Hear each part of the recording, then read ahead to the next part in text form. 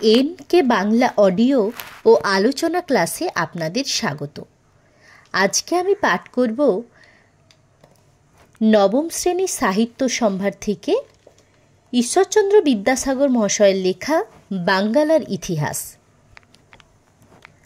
বেলা 5টার সময় সিরাজউদ্দৌলা চৌপালার চড়িয়া দুর্গ মধ্যে উপস্থিত হইলে ইউরোপীয়রা তাহার সম্মুখে নীত হইল। হলওয়েল সাহেবের 2 হস্ত বদ্ধ ছিল। নবাব খুলিয়া দিতে আজ্ঞা দিয়া তাহাকে এই বলিয়া আশ্বাস প্রদান করিলেন, তোমার একটি কেশও পৃষ্ঠ হইবেক না। অন্তর বিস্ময় প্রকাশপূর্বক কহিলেন, এত অল্প সংখ্যক ব্যক্তি কিরূপে 400 গুণ অধিক সৈন্যের সহিত এতক্ষণ যুদ্ধ করিল? পরে এক অনাবৃত প্রদেশে সভা করিয়া তিনি কৃষ্ণদাসকে সম্মুখে আনিতে আদেশ করিলেন। নবাব যে ইংরেজি দিগকে আক্রমণ করেন, কৃষ্ণদাসকে আশ্রয় দেওয়া তাহার এক প্রধান কারণ। তাহাতে সকলে অনুমান করিয়াছিল তিনি কৃষ্ণদাসের গুরুতর দণ্ড করিবেন, কিন্তু তিনি তাহা না করিয়া তাহাকে এক মহামূল্য পরিচ্ছদ পুরস্কার দিলেন।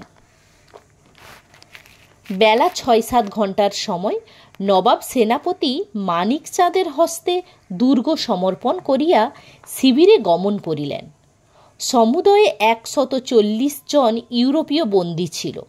সেনাপতি সে রাত্রি তাহাদিগকে সেখানে রাখিয়া নিশ্চিন্ত থাকিতে পারেন এমন স্থানের অনুসন্ধান করিতে লাগিলেন। তৎকালে দুর্গের মধ্যে দীর্ঘে 12 হাত, প্রস্থে 9 হাত এরূপ এক গৃহ ছিল। বায়ু সঞ্চারের নিমিত্ত ওই গৃহের এক দিকে এক মাত্র গবাক্ষ থাকে। ইংরেজরা কলহকারী দুর্বৃত্ত সৈনিক দিগকে ওই গৃহে রুদ্ধ করিয়া রাখিতেন। নবাবের সেনাপতি দারুণ গ্রীষ্মকালে সমস্ত ইউরোপীয় বন্দীদিগকে ওই ক্ষুদ্র গৃহে নিক্ষেপ করিলেন। সেই রাত্রিরে যন্ত্রণার পরিসীমা ছিল না। বন্দীরা অতি তরাই ঘোরতর পিপাসায় কাতর হইল। তাহারা রক্ষক দিকের নিকট বারংবার প্রার্থনা করিয়া যে জল পাইল তাহাতে কেবল তাহাদিগকে ক্ষিপ্তপ্রায় করিল।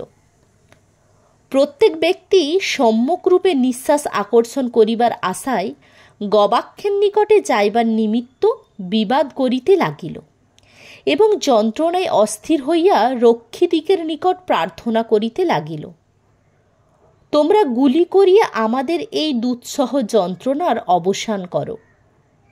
একজন করিয়া ক্রমে ক্রমে অনেকে পঞ্চত্ব পাইয়া ভূতলশায়ী হইল। অবশিষ্ট ব্যক্তিরা শবরাশির ওপর দাঁড়াইয়া নিঃশ্বাস আকর্ষণের অনেক স্থান পাইল এবং তাহাতেই কয়েকজন জীবিত থাকিল। পরদিন প্রাতকালে ওই গৃহের দ্বার উদ্ঘাটিত হইলে দৃষ্ট হইল 146 মধ্যে 23 জন মাত্র জীবিত আছে। অন্ধকূপ হত্যা নামে যে অতি ভয়ঙ্কর ব্যাপার প্রসিদ্ধ আছে সে এই হত্যার নিমিত্তই সিরাজউদ্দৌলার কলিকাতা আক্রমণ শুনিতে এত ভয়ানক হইয়া রহিয়াছে। উক্ত ঘোরতর অত্যাচার প্রযুক্তই এই বৃত্তান্ত লোকের অন্তকরণে অদ্যাপি দেদীপ্যমান আছে এবং সিরাজউদ্দৌলাও নৃশংস রাক্ষস বলিয়া প্রসিদ্ধ হইয়াছেন। কিন্তু তিনি পরদিন প্রাতকাল পর্যন্ত এই ব্যাপারের বিন্দু বিসর্গও জানিতেন না। সে রাত্রিরে সেনাপতি মানিকচাঁদের হস্তে দুর্গের ভার অর্পিত ছিল, অতএব তিনি সমস্ত দোষের ভাগী। 21 জুন প্রাতকালে এই নিদারুণ ব্যাপার নবাবের কর্ণগোচর হইলে তিনি অতিশয় অনুধাবন প্রদর্শন করিলেন। অন্ধকূপে রুদ্ধ হইয়া যে কয় ব্যক্তি জীবিত থাকে, হলওয়েল সাহেব তাহাদের মধ্যে একজন। নবাব তাহাকে আহ্বান করিয়া ধনাগার দেখাইয়া দিতে কহিলেন। তিনি দেখাইয়া দিলেন, কিন্তু ধনাগারের মধ্যে 50 সহস্রের অধিক টাকা পাওয়া গেল না। সিরাজউদ্দৌলা 9 দিবস কলিকাতার সান্নিধ্যে থাকিলেন। অনন্তর কলিকাতার নাম আলীনগর রাখিয়া মুর্শিদাবাদ প্রস্থান করিলেন। 2রা জুলাই গঙ্গা পার হইয়া তিনি হুগলিতে উত্তীর্ণ হইলেন এবং লোক দ্বারা ওলন্দাজ ও ফরাসি দিকের নিকট কিছু কিছু টাকা চাহিয়া পাঠাইলেন। তিনি তাহাদিগকে এই বলিয়া ভয় প্রদর্শন করিলেন, যদি অস্বীকার করো তোমাদেরও ইংরেজদের মতো দুরবস্থা করিব। তাহাতে ওলন্দাজেরা 4.5 লক্ষ আর ফরাসিরা 3.5 লক্ষ টাকা দিয়ে পরিত্রাণ পাইলেন।